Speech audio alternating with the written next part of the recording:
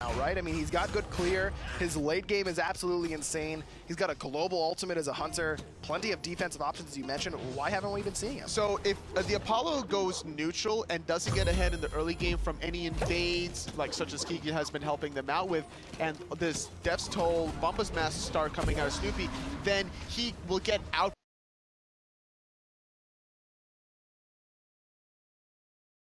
Follows him with the blink, no ultimate though. The best up into that I'm a monster, but no targets are low. Snoopy's gonna find it onto a roar, and Herwin finds Divios too quickly for Trifecta. Sido is gonna miss the ultimate. Chapo putting some pressure onto him, but other kill goes Snoopy's way. 8 in total for him. Herwin finds Chapo on the backside with the help of Sinosure. Only Xeno left alive. Not for long, he's gonna jump away, will escape actually towards his fountain, but Trifecta looks likely to take game number 2. It's only Xenotronics up here. Kiki was looking for the bird bomb potentially here. It's gonna get started out by Herwin as they start sieging down this Titan room. Aurora making the revive. He needs to find something. Trifecta still looking at the Titan, plenty of damage onto it. The bird bomb's right there, and that's gonna be enough. Trifecta find 3 points up against Team AI in pretty clean fashion here, Tolly. Just slow and methodical. Every little calculating play coming out of AI between the gold furies, the invades. Sloppy start coming out of Kiki, I would say, in terms of just getting abused in the early game, but this allowed Snoopy the same strength and advantage over Xenotronics, which seemed to be the goal coming out of Trifecta. Yeah, I mean, Trifecta definitely had a set game plan, and it was get Snoopy ahead. And as you mentioned, they put him on a god that you can really get ahead and do a lot on that Apollo. Good plays out of Kiki as well. I mean, going for this early invade on the left-hand side, taking away those minis. Again, all in the name of getting Snoopy ahead, but those mid to late game team fights as the Odin, not always easy. You know, a lot of people say, oh, you press 4 and there's your cage, but if you miss a cage and it's not as impactful and you only catch 1, that can really mess up an entire team fight for you. And we saw just how patient Kiki was with some of his cages. His rotations were also on point. Being able to rotate towards the left-hand side when Xenotronics was just too far out of position looking for that tier 1 tower. Divios made that same mistake on the right-hand side in game number 1, and then Xeno did it on the left. Yeah, Team AI is very clearly, to me, just a team that's still working through the kinks. They're still working for whatever they're trying to make their play style, and they just haven't quite found it quite yet. That Bluestone at the last possible moment. That's just one of the worst feelings in Smite, that you're like, I'm out, I'm out. Bluestone last hit, I'm not out. Especially when you got a double stacked from that bird bomb. 2 abilities means 2 ticks of that bird bomb all the time. Trifecta looks strong, and as we mentioned, this is basically what was needed from them in order to keep their Valencia hopes in a good spot. Between Luminosity, Monkey Madness here, there's a lot of these teams in North America that are so close, even Team Allegiance sitting high up in the standings, that are just inching their way closer to that Valencia spot. I mean, these teams all very, very close together, as you mentioned. Game 2 and Game 1, plenty of Snoopy action on this Apollo. Again, this is a guy that I wanted to see a little bit more from Trifecta, and certainly made it happen this time around. I mean, the way he just even started the game here with that Bumbus mask, he's able to just look for any sort of opportunity here to get that level 1 advantage and then just start bullying out Xenotronics completely. It's really strong play out of this long-time duo lane. Ionic and Snoopy, one of the most storied duo lanes in the history of competitive Smite, and really fun whenever they're clicking on all cylinders as they are right now. Tolly is this new addition to the solo lane. Kiki has really started to mold into this team a little bit better, and I think we actually have him on the line here for an interview. Kiki, you there? Oh. Hey, what's going on, man? Hey, what's up? Pretty sad I didn't get to play my female.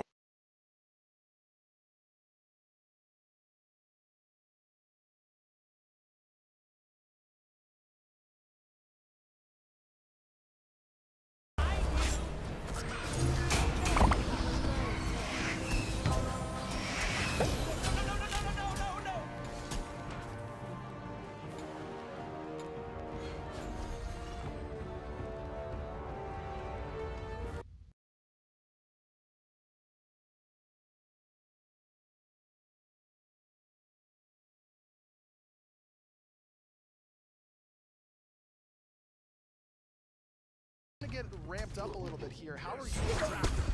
We're feeling pretty good. We just like last week. I don't know. I was on vacation. We ran into something. We ran into something new, and you know, like it takes you back. Like if you watch the this Obey versus Rival, like 10-minute surrender, you know, right? Like Yeah. that's this season. But there's so many scenarios in which you can play a little better. I'm sure Rival feels the same way. So now that we're learning, we're clicking. I think that, you know, we'll be in So you were playing this Odin both games here, definitely going for a utility style. Talk to me about the way you started, because to me it's like, all right, fool me once, shame on you, fool me twice, shame on me. Did you expect AI to really punish you that second game? it was really funny because Aurora was stopping my team. I don't know if you guys noticed, but yeah, he was saving his skip for. That's why I ended up missing like 4 creeps, which is the big reason why I was so behind. Yeah, tough. But, But Snoopy played so well, I suppose, right. on that left-hand side that If it gets him ahead, I mean, absolutely. And as you said right there that you expect to be in Valencia. What are the things, I mean, teams usually say we just need to do this a little bit better. What's the big difference that there's been as we've moved on during the summer split to play a little bit better? And what do you think the team is doing in order to make Valencia? I think we just need to figure out like how to farm more efficiently. Sometimes the team will have more pressure, so you have to give up something. But as long as you're getting rid of something, it's okay. And this team is a little bit better. Is it nice to be on a team with guys that you've seen around the scene for so long, and you know you got your one guy, Sino Sure, that's still a little bit new to the SPL. How's your team gotten? Like, Yeah, I mean, like, what's the team environment like? The comms, you know, you guys just interacting with each other during the games. yeah, if I'm being honest, okay, but surprisingly, like they're all like really funny. They're all like really cool.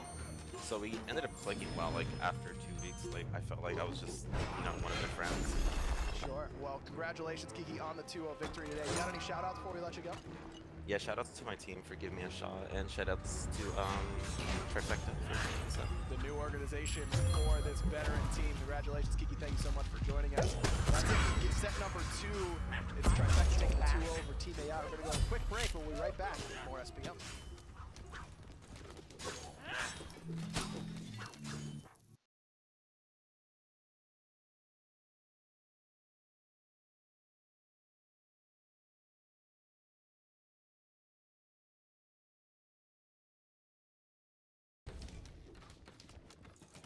Here I am.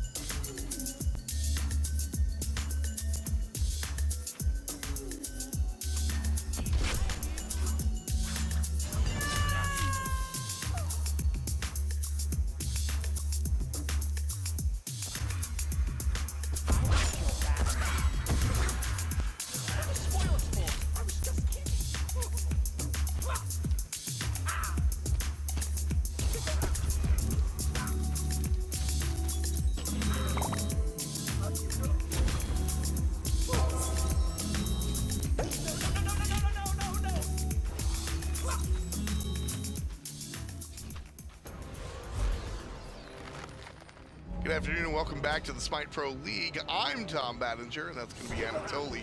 We've got North American action back on the docket. Luminosity Gaming versus United. These teams are, I feel like, surprisingly evenly matched. United has recently really taken a step above to become one of the higher end teams here. Luminosity has always set the bar here out of North America. United, they're kind of struggling a little bit recently the past week, losing to Noble, not something that they've really been expecting to do, even struggling against Team Allegiance a little bit. They're kind of halted their path towards Valencia. And this right here, this matchup right here is going to be proof whether or not last week was a fluke. Now, Luminosity is definitely a stronger team in my eyes taking on United, but how does United contend? Do they find a split? That's really the situation here that I'm looking for, because as Toli said, we just watched them lose to Noble. Is that the real team, or is the team that we saw before that the real team? That's the question we're trying to answer today. Well, we're going to see if Noble played up or if United played down, as United will take out take on Luminosity here. Everyone's just taking out everybody. Yeah, we'll see. I want to take you out later too. Well, maybe I'll take you up on that, but right now we got P's and P's. Pretty please. We'll see how these two teams wind up going head-to-head against each other. United, they have that solo laner that they really want to take care of, in Benji, and then Luminosity over here. It's really about that duo lane. Honestly, the whole iconic duo lane between Jeff Hill and Barracuda, you can never just stop talking about them because they are who we thought they are. Yeah, exactly. They just do everything the correct way together. It's a long time in the making. Not even a long time in the making. It's a long time. It's already been made. It's already there. Jeff Hinla and Barracuda have just been a force of nature for a long time in that duo lane, and they continue to be so.